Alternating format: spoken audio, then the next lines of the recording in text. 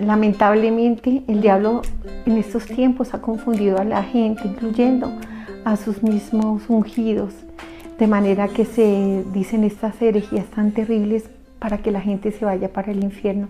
El pecado existe, y el pecado, aparte de todo, es un demonio, es una criatura viva, es una criatura que siempre está buscando entrar a nuestra alma, a nuestro corazón, porque odia que Jesús haya pagado ese precio de sangre por nosotros. Y es verdad, Jesús pagó por nuestros pecados, pero eso no implica que el pecado no exista, existe, es. O si no, miren cómo está el mundo, mira cuánto crimen, cuánto asesinato, cuánto odio. Cada mentira, cada acto de odio, cada acto de maldad, de asesinato, es el mismo demonio que lo está haciendo, que está haciendo al hombre esclavo de sí mismo. El alma es como un vasito, y cuando está bautizada está llena del amor de Dios. Pero cuando a medida que pecamos es como si tú le echas una bola de barro. Un pecado pequeño entra y vuelve turbia lentamente tu alma. Pero un pecado más grande, un pecado mortal, ¿por qué se llama mortal? Porque es un demonio que viene a matar con tu alma. Viene a acabar tu alma, viene a destruirte. Cuando entra ese pecado en ese vaso que es tu alma, tú eres un vaso portador de Dios. Naciste para ser feliz. Dios te pensó para que seas feliz, para que seas alegre. Por eso Él se humilló, Él se anegó, Él se donó por completo. Jesús vino para rescatarnos, vino, y Él siendo Dios se hace hombre para que nosotros los hombres, siguiendo su camino, sus mandamientos, obedeciendo su palabra, volvamos a Él a través de la gracia, de los sacramentos. Pero eso no significa que yo diga no existe, y que porque yo diga no existe, no está, no es cierto. Esa es la gran astucia de este siglo del demonio, es decir, que Él no existe. La gran astucia del demonio es decir que si existe el pecado, no existe el infierno, no existe el purgatorio, no existe nada, porque Dios es misericordia. Queremos equiparar a Dios como un Dios alcahuete. ¿Qué quiere decir alcahuete? Un Dios que no le importa que haya maldad, que no le interesa que una persona no acepte su misericordia y mate, asesine, acabe, arrase. Y igual se va a ir para el cielo. Esa es la gran mentira del demonio. Es una mentira terrible, porque es burlarse de la justicia de Dios. Infinitamente misericordioso es Dios y perdona el pecado más grande, pero el mismo Señor lo dijo en su palabra: vete y no peques más, no sea que te pase algo peor. Entonces el pecado es una criatura, y es una criatura que entra. Cuando entra dentro de nosotros ese pecado, el agua viva del Espíritu va saliendo, porque entra el pecado y uno mismo, Dios no se va, es uno que saca a Dios fuera. Dios, ¿sabes qué? Yo quiero que tú me lleves al cielo, quiero irme a vivir contigo, pero voy a vivir en la prostitución, voy a ir robando, voy a vivir matando. ¿Ustedes creen de verdad, por un poquito de lógica, que la mínima lógica, que eso viene de Dios? No es cierto, es la gran mentira. A Dios le duele que tú peques, y le duele que yo peque, pero también le duele a la persona que uno daña, a la persona que uno destruye. A Dios le duele esa persona. Y entonces en ese infinito amor y en esa infinita misericordia también está la infinita justicia, que es inmensa. Entonces cuando tú dices el pecado no existe, te estás burlando de Dios. Te estás burlando de Dios. Estás diciendo, ¿sabes qué? Dios, eres un mentiroso. Entonces ni siquiera estás con el más mínimo deseo de trascender al cielo. Los pecados son mortales, y es decir, amar a Dios sobre todas las cosas. Para eso hemos sido creados, para amar a Dios, y de ese infinito amor de Dios, cuando Él infunde su Espíritu sobre nosotros, cuando nos bautizan y quedamos vestidos todos blanquitos de Jesucristo. ¿Para qué?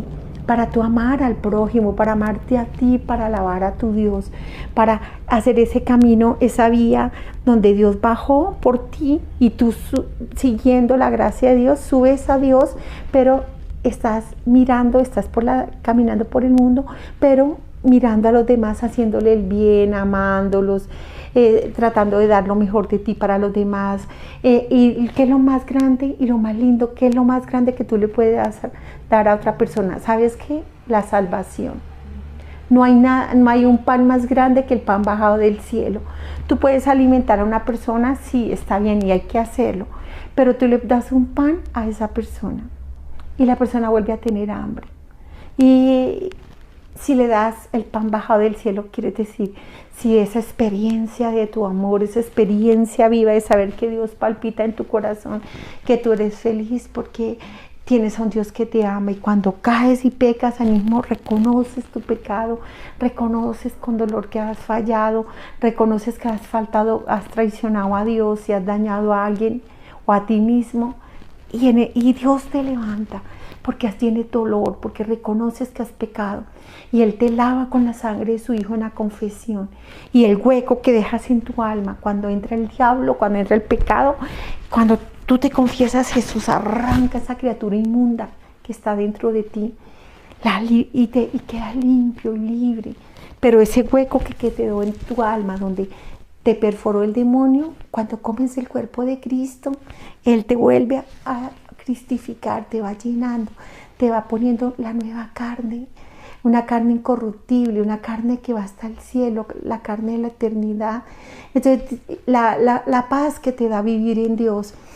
Sí, todos pecamos, es cierto, la palabra lo dice, y caemos, tristemente, es cierto, caemos, pero lo importante de caer, que ojalá no cayéramos, es, no me he caído cuando ya me estoy pidiendo la gracia a Dios y pidiendo el don de volver a Él, y Él me ayuda a levantar, porque Él no quiere hijos derrotados, frustrados, amargados. Él quiere alegría, paz, amor, y eso solo viene quien vive conforme a los mandamientos, quien sigue verdaderamente a Cristo, tiene en cuenta que hay unos mandamientos, que esos 10 mandamientos son el camino de tu felicidad, no es la restricción del no, es la restricción del sí, de la paz, de la alegría, del vivir en Dios, de esa paz que hay en tu corazón que nadie puede tocar. Pero el pecado no da paz. El pecado da deleite, da placer. Yo miro a los jóvenes satánicos cómo se ríen en esos conciertos, y cómo tristemente, incluso hay de pronto unos videos donde ellos sacrificando un bebé se reían como locos y se lo comían así. No me digan que eso es de Dios, no me digan que eso es Dios, no me digan que un muchacho joven que venga a arrancarle el corazón a un bebé y a comérselo y a chuparle la sangre. No me diga usted, hermano, no me mientan diciendo que el pecado no existe, que el diablo no existe. Existe y está. Ahora, ¿qué quiere Dios? Quiere que tú seas feliz. Y la felicidad es esa lucha que yo hago para unirme a Dios. Yo camino por la tierra, sí, y tengo alegrías, tengo tristezas, tengo momentos duros, pero esa paz que solo Dios da aquí en el corazón, esa paz que da la presencia de un Dios vivo que quiere habitar en nuestro corazón, qué cosa tan inmensamente grande. Un Dios tan amoroso, tan grande, tan inmensurable, no lo puedo, las palabras no lo dicen. Ese Dios amor quiere habitar en tu corazón. Y esa es la gran mentira del diablo, decir, no, mata, tranquilo, mata, viola, destruye, tranquilo, tú no te preocupes, sea el peor de los criminales. Ah, no, al fin y al cabo, Dios te está esperando con los brazos abiertos. Y entonces, ¿qué piensa una madre que llora porque le secuestraron a su hijito, se lo violaron, se lo destrozaron, con estas mentiras de que fresco? Fue un hombre bueno y santo que vino y te violó a tu bebé, porque como el pecado no existe. Entonces, todo es una gran mentira. Vivimos el mundo de la mentira, vivimos el mundo del demonio, de Lucifer, el príncipe infernal que, gobernando por el poder que le hemos dado con el aborto, ha tomado la mente y la inteligencia del hombre y lo anestesia y le reprograma, y a través de muchos medios de comunicación le reprograma en lo más profundo de su ser, de manera que el hombre ya no le interesa la trascendencia, porque cree que no existe. Cree que vivir en este mundo es gozar, comer, trabajar, comprar, beber, prostituirse, aberrarse, matar y listo. ¿Eso es ser feliz? No, hermano, no es cierto. Todos los pecados son muy dolorosos para Dios, pero el pecado más abominable para nuestro Señor es el aborto. El aborto es lo más infernal donde el hombre ha llegado. Mire, es tan terrible que una mujer a la cual Dios la donó, con esa ternura, con esa capacidad de donarse, de negarse a sí mismo, de ser una mujer abnegada, es decir, que no piensa en sí misma, sino que se hace pequeñita por el bien de los demás y sobre todo para darle la vida a su hijito. No hay nada más grande ni más hermoso que el seno de una madre, ese vientre materno donde esa madre va a alimentar a ese bebecito consigo misma y le va a amar y le va a cuidar. Y esa madre que cuando nace ese bebé, su corazón se agranda por la ternura, se le agranda todo su ser, toda su naturaleza cambia por amar, por cuidar y bendecir y alimentar a ese bebé, llenarlo de sí misma y que esa mujer sabe que cuando le da el seno a su bebé, no solo le está dando leche para su sanación, sino que el Espíritu Santo fluye a través de ese vasito roto que es la mamá. Y el bebé no solo recibe la lechita, sino el Espíritu Santo. Y esa misma mamá a la cual Dios donó con toda esa hermosura de dar vida, de donarse, el demonio la ha tomado de tal manera que tristemente, dolorosamente, se ha convertido en la peor de las asesinas. Ese vientre bendito se ha convertido en el holocausto más terrible, en un cementerio, en una piedra de sacrificio que el diablo usa para los sacrificios del inocente bebé, nuestro propio hijo, por favor, es nuestro propio hijo. Y matar a nuestro propio hijo, es que no existe un pecado más abominable delante de Dios que una madre sea capaz de matar a su tierno bebé, a ese niño que iba a ser el sacerdote santo, la religiosa santa. ¿Saben por qué están desocupados los seminarios y los conventos? Porque el diablo sabe ver qué hombre viene abierto aquí en su corazón o qué mujer viene abierta aquí en el corazón, heridos de amor por Dios. Esa se llama ungidos por Dios. El diablo sabe ver en el vientre de las madres cuáles son los que vienen ungidos y lucha con toda la potencia de su poder maléfico para que esa madre mate a ese bebé. Entonces el aborto es un sacrificio diabólico. Es la victoria que tiene el diablo sobre la mujer es convertirla en asesina, convertir a ese papá en un asesino.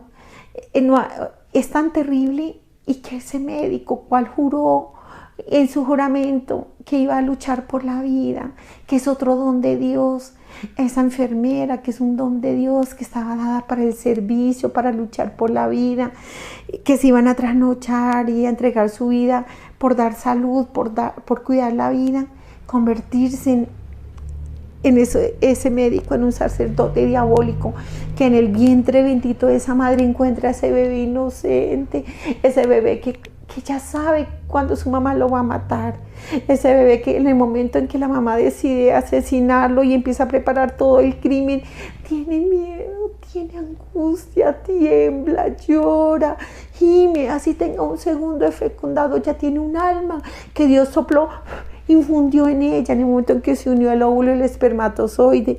Un hombre no empieza que cuando ya tenga cerebro, mentira. Esa criatura ya tiene un alma en el momento en que se une ese óvulo y ese espermatozoide. Y ese niño llora y llora y llora y gime en el vientre de esa madre, sabiendo que esa mamá lo va a matar. Y qué dolor tan grande cuando entra la infernal instrumento, sea líquido, sea para quemarlo, el grito de ese inocente bebé en cada clínica de abortos, en cada sitio donde venden esos medicamentos para matar a los bebés. Son millones y millones y millones de demonios que gritan, chillan en un horror de jauría, gozando el momento en que esa madre destroza a ese bebé. Cuando le cortan la piernita a un bebé, le cortan la otra, el bebé grita y trata de escapar. Y el grito del cielo, el grito en el cielo, el gemido de Cristo una cruz, porque hay un error cuando creemos que Cristo está crucificado y que es un hecho pasado. Dios no está sometido al tiempo de los hombres. En Dios todo es presente. Nosotros sí estamos sometidos a un tiempo, a un espacio. Dios no, y una es su crucifixión, pero eterna. Y en esa única y eterna crucifixión, Jesús grita de dolor, gime, viendo la generación más perversa. Esta es la generación más perversa de todos los tiempos. Tanto estudio. Las mujeres súper científicas, súper avanzadas, mucho trabajo, mucho orgullo, mucha belleza. ¿Y qué si nos convertimos en las bestias? Ni siquiera mujeres, porque una mujer no hace eso. Es que ni siquiera un animal, porque un animal no mata a su bebé en las entrañas. Jesús gime, grita de dolor.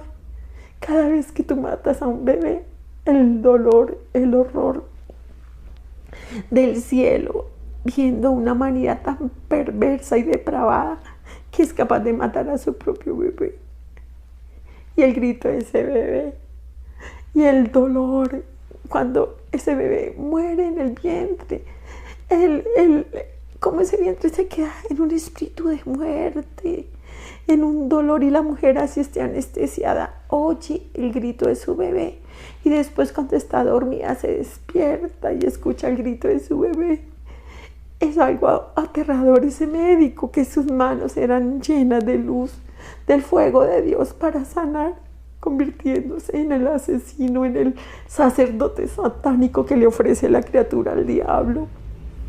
Y esto es lo que ha hecho que del infierno salgan, esta sangrecita inocente ha hecho que del infierno se rompan esos sellos y salgan los demonios más perversos. Cuando tú matas a tu bebé, la sangre cae sobre ti y tu alma queda negra como un carbón, como una bestia, sobre el papá, sobre todos los que tuvieron que ver, todas las personas que tuvieron que ver con el aborto, tanto el que te prestó el dinero, el que te llevó, todos, sobre todos caen, sobre ese médico que le sale fuego de sus ojos, ya le sale un hombre que mata a tantos bebés, ya sale fuego de sus ojos y se vuelve tan duro, tan insensible, tan depravado, tan duro que, Dios mío, es que se imaginan lo terrible morir uno y presentarse con las manos llenas de sangre. Pasé por el mundo y ¿qué hice? Matar. Y tan pecador es la mujer que mata como el que aconseja el aborto, como el que promueve el aborto. Todos los países que tienen el aborto en sus leyes son malditos, es decir, que toda la sangre inocente de esos bebés está sobre ellos. Y uno dice, es que me voy para el cielo. No, olvídelo, hermano, olvídelo. No es cierto. Usted no va a ir al cielo, ni yo tampoco, si yo no hago nada por defender la vida. Jesús es la vida, dice, yo soy el camino, la verdad y la vida. Y tú matas la vida, que estás matando tu alma, ¿sabes? Estás matando tu alma. Si en mi país está el aborto, ¿qué es mi obligación? Orar, ayunar, salir a las marchas, protestar. Y ahí yo seré inocente porque esa sangre a mí no me va a caer, porque yo la he luchado, yo la he llorado, la he suplicado para que otras mujeres no hagan este abominable horror. Este es el pecado que más aborrece Dios y el que ha hundido la humanidad en este mundo, porque ¿quién reina? El ángel de la muerte. Por eso es que los muchachos no creen en Dios. Los chicos solo quieren la música y la música que les ponga a vibrar, solo quieren estar lindos, la droga, la depravación. ¿Cuántos demonios de homosexualismo, lesbianismo, depravaciones de toda índole salen por cada bebé que se aborten? ¿Cuántos millones de abortos? Si nosotros pudiéramos escuchar con los oídos de nuestra alma y ver con los ojos de nuestra alma, veríamos la cantidad de sangre que hay sobre el mundo y la cantidad de gritos de bebés a cada segundo, que se matan millones de bebés. A propósito de eso, me impresionó muchísimo una experiencia de una señora que destrozada lloraba, decía, yo fui pobre. Y entonces, cuando yo me casé y con mi esposo tuvimos una buena fortuna, entonces yo quise que mi hija, el hijo que fuera a tener, le pudiéramos dar de todo, de todo.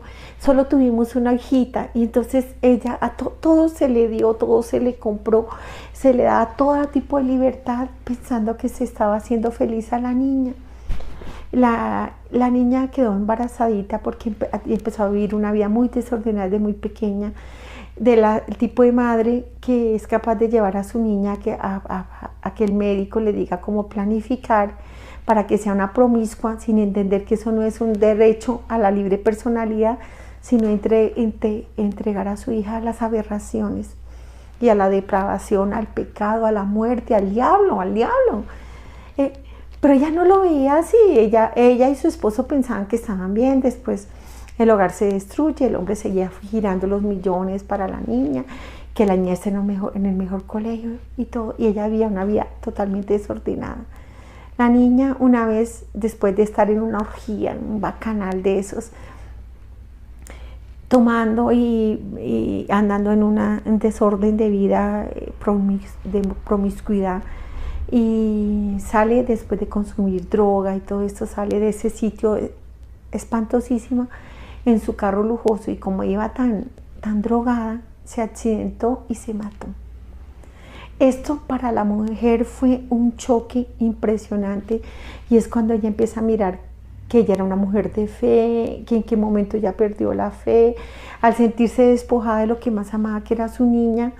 Para ella fue terrible. Entonces ella empieza a retornar a la iglesia, a pedirle perdón a Dios, se confiesa, y una vez que estaba ella en la iglesia y sale a su casa, se le aparece la niña incendiada en llamas y le dice: maldita, te odio, ¿tú crees que te vas a ir para el cielo?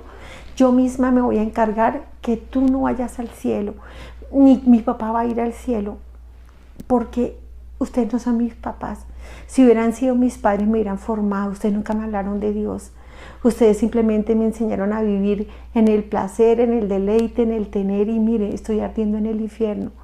Pero mi lucha es que ahorita que estoy ardiendo en el infierno, es que usted no vaya usted no merece el cielo, porque usted me mandó al infierno, porque no me formó, porque no me educó, porque nunca me habló de Dios. Y el que se llamaba mi padre, que no era mi padre, y usted no era mi madre, porque si hubieran sido mis padres, no estaría yo en el infierno, donde odio y los odio, y yo odio todo. Odio a Dios ahora que sé que existe, odio al infierno donde ahora habito, odio a mis amigos, solo existe el odio, y cada instante me crece más el odio, de manera que cuenta con que yo te voy a perseguir hasta el último instante, porque no voy a permitir que vayas al cielo. Tú no mereces el cielo cuando yo estoy en el infierno por tu culpa. A propósito de eso, a mí me impactó tanto, eso me dio tanta tristeza ver a una madre llorando, aterrada de haber tenido esa revelación, y que ella era del tipo de mujer que pensaba que el infierno no existía. Y tú, cuando crees que el infierno no existe, te das a tus anchas, porque dice, bueno, pues qué, yo puedo hacer lo que quiera, finalmente, pues si yo me muero, si es que existe Dios, me voy para el cielo. Volvemos al gran mentiroso. ¿Quién es el padre de la mentira? El que ha engañado al mundo, a este que nos tiene anestesiados ahora. Y sí, miren, para no ir tan lejos, una monjita que tuvo una muerte en una misión, que le picó una serpiente y murió de inmediato. Ella tuvo la experiencia hermosísima de subir a la luz y entrar a esa puerta hermosísima donde está el amor de Dios y donde ve el lago bellísimo. Y cuando ya ves el lago hermosísimo, entra, y al otro lado del lago ve a Jesús con los brazos abiertos, y ella ardía de amor, y cuando empieza a caminar, entra sobre el lago, cae en un montón de celdas y cárceles, y pasa de la luz a la oscuridad, y empieza a ver que en la parte de arriba, en cada celda de arriba, las personas estaban hermosísimas, todas blanquitas, y ya los ángeles bajaban y las subían, y ella se da cuenta que estas almas han sido cristificadas, que han sido purificadas en el amor de Dios. Esas almas, así Dios les dijera, entren, no entrarían por vergüenza, porque ellas ven lo manchadas que todavía hay, o las huellas que dejó el pecado en su vida, o ellas ven que la misericordia de Dios las tomó porque ellas se arrepintieron, porque pidieron perdón y no se fueron para el infierno, y Dios las perdonó. Y Dios las perdonó, pero hay una cosa que se llama la pena, la deuda. Y vuelve el mismo ejemplo que dan siempre los sacerdotes. Un niño rompe un vidrio y le dice a la señora sale a coger al chico, le dice, te voy a meter a la cárcel, voy a llamar al policía. Y el niño dice, no, perdóneme señora, por favor no llame a la policía. Y la señora dice, muy bien, no llamo a la policía, pero págame el vidrio. Entonces, la pena, ella lo perdonó, pero la pena es, tú tienes que pagar el vidrio que rompiste. Entonces tú pasas por la vida, ¿cuánto dañas? ¿Cuántas personas están destruidas? Miren, esta madre llorando, entendiendo el mal que le hizo a su hija, y esta hija reclamándole que está en el infierno por culpa de ella. Entonces, ese es el mal que yo he hecho. Dios me perdona porque no me voy para el infierno. Pero el mal, en la medida que yo he hecho más mal y no he reparado con la gracia de Dios, ¿cómo reparar el mal que he hecho? Obvio, hacer las confesiones, cumplir las penitencias, pero la oración, el compromiso de acercarme a Dios, de orar por la conversión de todos los pecadores, por la santidad de la iglesia, ese amor de querer ir al cielo, pero no ir sola, sino con todos los demás, ese deseo de vivir para Dios, ese deseo también de ayudar económicamente a los pobres, a los necesitados, que donde tú llegues empieces que se note que hay una hija o un hijo de Dios. Eso es parte de la reparación que Dios nos permite hacer durante nuestro camino terreno. La evangelización es la mayor obra de caridad, muchísimo más grande que cualquier otra obra. Obvio que hay que ayudar a los pobres, pero no todo significa que el pobre sea el que no tiene con qué comer. Hay grandes millonarios que son muy pobres, son haraposos porque sus almas están haraposas, están hambrientos porque no han comido el cuerpo de Cristo. Entonces nosotros por la gracia de Dios podemos reparar aquí en la tierra muchas cosas y todo, pero si tú vives la vida así como un creyente laico, católico laico, que medio va a misa, medio no sé qué y sigo pecando, pero por la misericordia de Dios yo logro arrepentirme antes de morir o hago un camino de conversión, pero no he hecho nada por reparar mi pecado, no he hecho nada por evangelizar, por extender el reino. Cuando yo muero, no es que el Señor me dice, ven me pagas, no, es que uno mismo se da cuenta que el mal que uno ha hecho, así Dios le dijera, oye, sigue, uno por el mismo dolor y la misma vergüenza de ver sus vestiduras, uno mismo no entraría. Pero también no se nos olvide la palabra, sin santidad nadie verá el rostro de Dios. Entonces, el purgatorio es lindo. Es doloroso ¿en qué sentido? Que la persona ve el mal que hizo, el bien que dejó de hacer, la palabra de consuelo que no dio, el consejo que no supo dar a tiempo. La persona ve el mal que le hizo a otra persona cuando la habló, cuando lo criticó. Los pecados de la lengua son también muy terribles porque la lengua mata, destruye, arrasa. Entonces, pero yo no me fui al infierno porque me arrepentí, Dios me perdonó. Pero en la medida que ya más mi cuerpo está cargado de todo ese pecado, más abajo voy a dar. Entonces, me acuerdo cuando yo estuve una vez en Italia en un grupo de oración del Padre Pío, todos decían, ay, cuando nos muramos y nos vamos para el cielo, y chévere, vamos a estar con el Padre Pío, y no sé qué, y en una vigilia estaban todos hablando de que tan chévere cuando nos murieran y fueran al cielo, y estaban en la vigilia y se les apareció el Padre Pío delante de todos ellos, y todos lo vieron, no solo una persona, y les dijo, qué soberbios son ustedes, diciendo que van a ir para el cielo. Yo estuve 8 horas en el purgatorio, semejante santo, y estuvo 8 horas en el purgatorio, y ellos quedaron aterrados. Dijeron, si el Padre Pío estuvo en el purgatorio todo ese tiempo, que estaba estigmatizado y todo, ¿qué será de nosotros? Estamos crudos. Y entonces es cuando ellos empiezan a hacer un camino de mirar hacia su interior, pedirle a Dios que nos ayude a caminar en esa vía unitiva de la tierra, en ese camino de conversión y de que no es que no vuelva a pecar, sino que hago todo lo posible para no pecar, pero si caigo, me levanto por la gracia de Dios. Entonces, el purgatorio, por esta monjita y muchas personas que hemos podido tener esta experiencia, tiene escalas.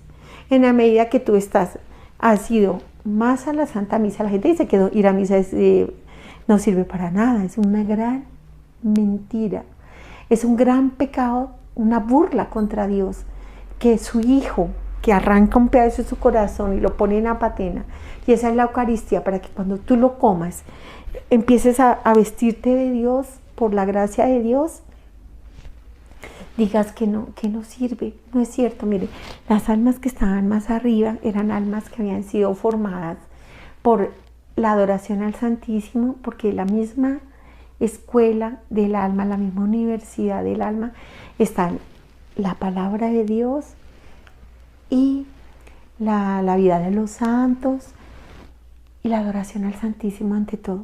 La adoración al Santísimo, donde Dios penetra tu alma y va haciendo esa cirugía de corazón abierto, donde va sacando poco a poco todos esos pecados que te cuestan cambiar, que se llama conversión pasiva, porque la activa es tu esfuerzo. Y el comer el cuerpo de Cristo, ir a la Santa Misa. Estas almitas que estaban más arriba eran personas eucarísticas, y de esa misma amor y adoración vivían pendientes, orando por los demás, con un corazón grandísimo para amar a sus enemigos, a los que le hacían daño, con un corazón abierto hacia el necesitado, hacia al pobre, al desconsolado, porque era el mismo Dios que habitaba en el corazón de ellas. Las que estaban más abajo fueron personas de pronto más dietéticas. Ustedes saben, el católico dietético es el que escasamente medio va al domingo a misa y eso creyó que ya cumplió, pero no se deja transformar de la palabra de Dios, del amor de Cristo que nos quiere santos. No que no volvamos a pecar, no es cierto, pero que estemos con ese deseo ardiente de unirnos a Dios.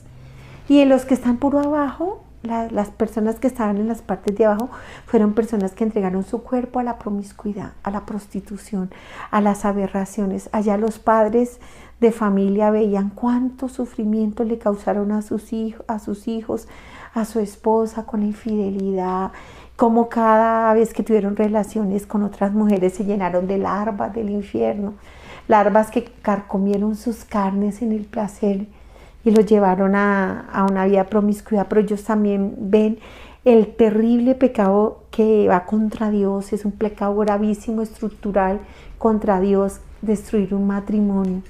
Si bien es cierto el aborto es abominable, qué aterrador un hogar destruido, un hogar donde los niños queden en manos de un televisor, un computador, satánicos, malas amistades y juegos de video, y los padres viviendo una vida promiscua, o los dos o uno.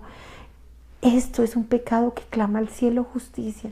Aquí uno lo ve normal y a uno le dice, no hombre, si tú no entendiste a tu mujer, vete. Tranquilo, no es cierto. Tú cuando estés en la presencia de Dios vas a darte cuenta lo grande que es una sola carne, la pareja, el esposo, la esposa y Jesús haciendo el trío. Y de esa unión los hijitos. Y esa pareja que amándose y cuidando el amor de ellos, porque no es que yo me vuelva solo mamá o solo papá, sino cuidando el amor de ellos, amar a sus hijos y educar a hijos en el amor de Dios. Entonces los padres sufren demasiado. Los papás o las mamás que han sido promiscuos y han abandonado a sus hijos, ellos sufren en el purgatorio espantosamente viendo el mal que le hicieron a sus hijos.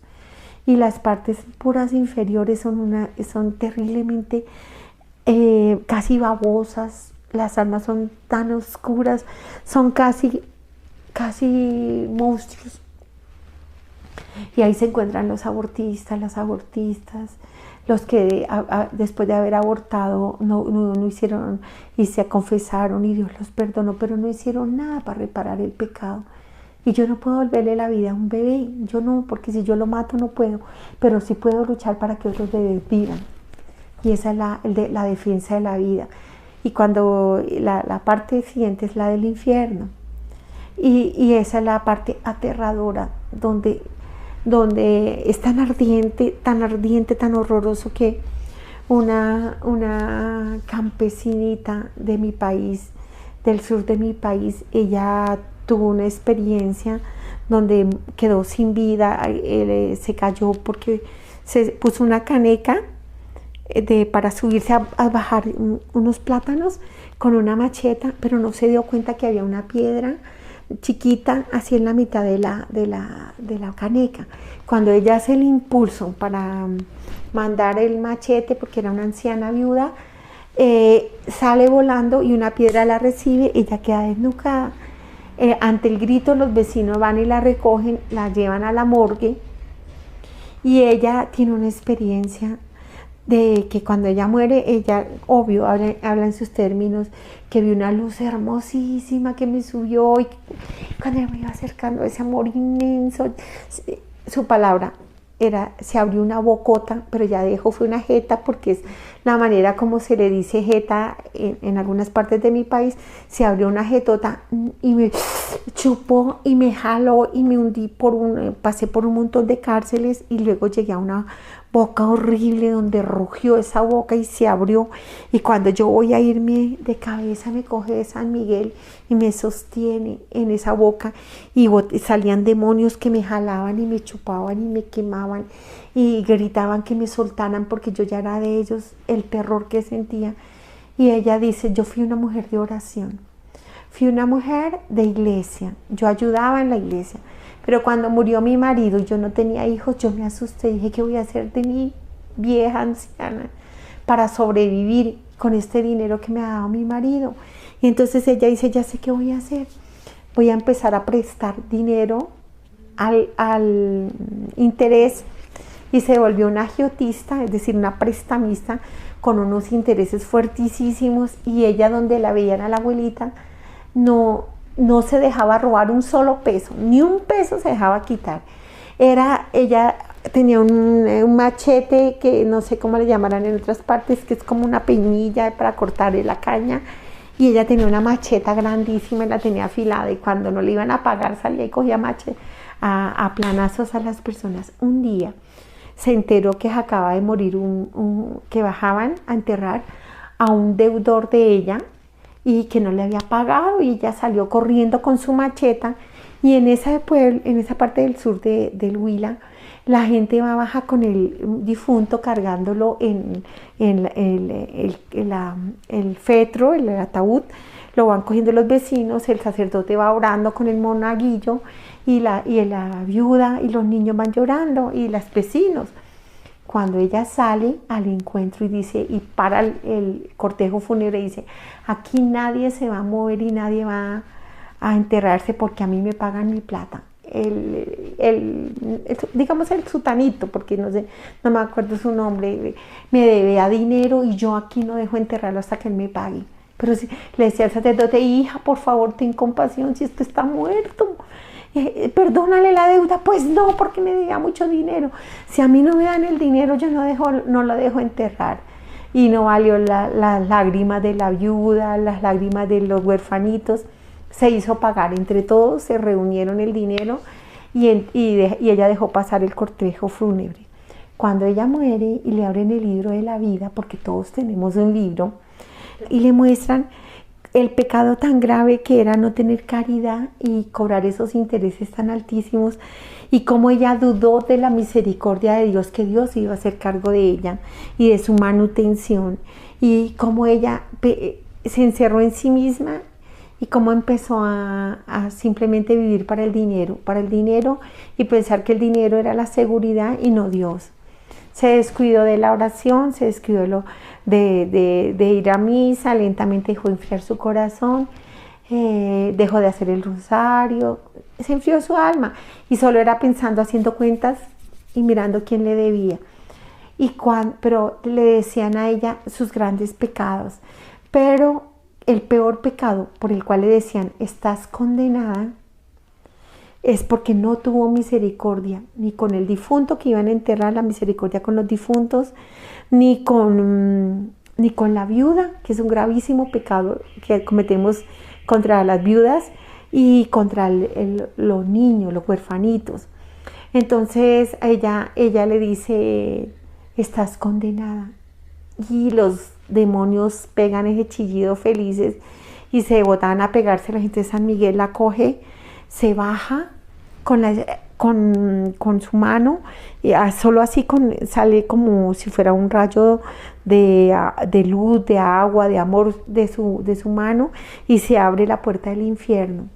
Cuando se abre la puerta del infierno salían esas llamotas espantosísimas, se oía el alarido de las personas, como se odiaban, como gritaban de odio. Decía ella que lo más aterrador era ver cómo el odio ardiente quemaba a esas personas, las devoraba.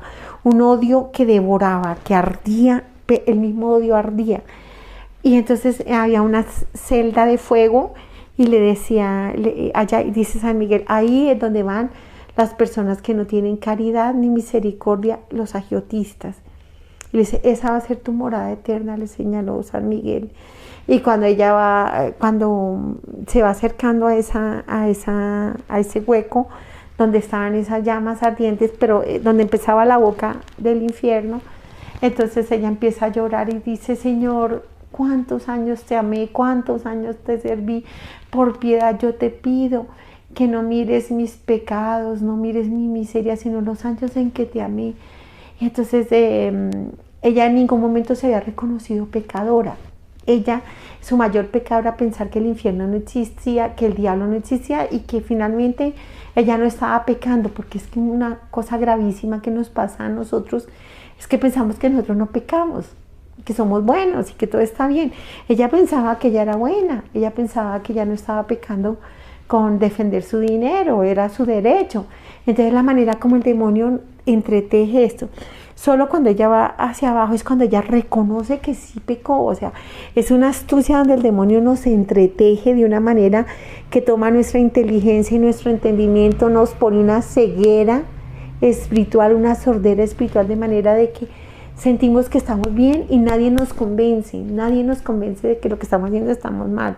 Pero entonces la campesina, cuando la devuelven a la parte planita, le dicen, vas a volver, tu segunda oportunidad se te va a dar, pero no por ti, y le muestran en ese instante la viuda y los niños llorando y orando, pidiendo misericordia a Dios, los niños a los cuales les hizo daño ella. Y cuando no dejaron enterrar al papá, ellos estaban orando con él, y eran muy pobres, orando con él. Nadie se imagina lo que hace la oración de un humilde. Uy, eso estremece el cielo, la oración de un humilde.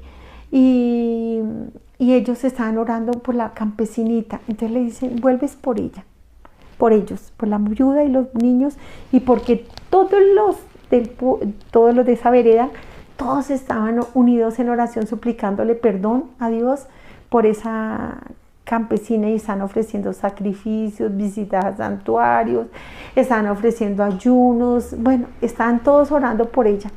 Entonces, para resumir un poco ella vuelve, casi mata del susto a los de la morgue.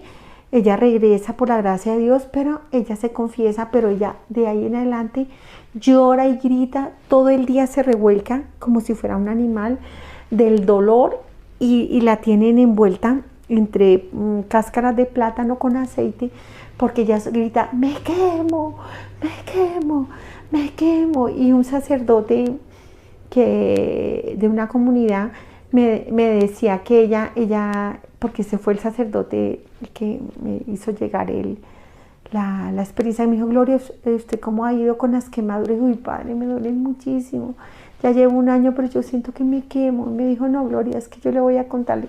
Me contó la historia, me dijo, si usted siente que se quema, no es porque sus heridas no se hayan sanado, porque en un año se han sanado, es porque usted sintió el vaho del demonio. Usted no vio las llamas, pero sintió el vaho del demonio. Esa campesina sí sintió el vaho de las llamas. Y ella mantiene todo el día revolcándose y gritando entre aceite que se quema y se quema. Por eso yo le digo, hermanos, miren, ¿qué les cuesta, hermanos, volver a Dios? ¿Qué les cuesta, mis hermanos? Pero mire qué les cuesta. Sí, Dios pagó por usted, hermanito. Pero no pagó por usted para que usted siga siendo una mala persona, una persona que odia, que mata, que está en el pecado. No, Dios pagó un precio de sangre porque tú eres importante para Él. Porque quiere que tú estés en el cielo cuando te llegue el momento. No sabemos el momento, ni el día, ni la hora en que nos va a llamar Dios. Yo pensaba que se morían solo los cuchitos, perdónenme, es una manera de decir viejitos aquí en Colombia, las personas de alta edad. Pero que los jóvenes, si se cuidaban y se hacían dieta y aeróbicos y tenían una vida, entre comillas, sana, no se iban a morir, iban a vivir a viejos. Pero no es cierto. Cuando menos pensó, a mí me cayó un rayo. Cuando menos pensó, a un niño se muere. Cuando menos piensa, una niña de 15 años murió. Murió en el pecado. Murió sin conocer de Dios porque sus padres no le enseñaron. Murió en una vida promiscua, llena de pecado. Y qué dolor para Dios, ¿sabes? Al que más le duele es a Dios perdernos. Qué dolor tan grande que por un placer del cuerpo, por un deleite corporal o terrenal, vayamos a perder el alma cuando hay un Dios enamorado que quiere tu salvación, que te quiere levantar de la inmundicia en que estás, en la inmundicia en que estoy yo, para vestirme del Cordero, vestirme de su hija, para vestirlo a usted, hermano. ¿Por qué se quiere negar el cielo, hermanito? ¿Por qué? ¿Por qué se quiere ir para el infierno? Si es que existe, hermano. Porque unos hombres digan que no existe, entonces no existe, no es cierto. El infierno existe, hermano. Dios no lo quiere a usted en el infierno, ni a mí. Dios nos quiere en el cielo. Hermano, levántate, levántate, levántate. Que Dios quiere romper esas cadenas. Quiere sacarte de esa cárcel donde tú crees que eres feliz entre tus placeres y deleites. No es cierto, hermano. La felicidad viene de quien abre el corazón a Dios, de quien se deja lavar con su sangre en el sacramento de la confesión, quien se deja vestir de su cuerpo divino y te cristifica a través del sacramento de la Eucaristía. Hermanito, vuelve a Dios, por favor. Qué triste que en la eternidad te acuerdes cuando miraste este programa y quizás te burles y tengas que gemir eternamente. Dios te bendiga, hermano, y no se te olvide que hemos nacido del corazón de Dios. En Dios vivimos. Si vives en la gracia de Él, en sus mandamientos, en sus sacramentos, en su palabra. Y por la gracia de Él, no por nuestros méritos, a Él vamos a volver. Pero sin tu voluntad no hay salvación. Dios te bendiga.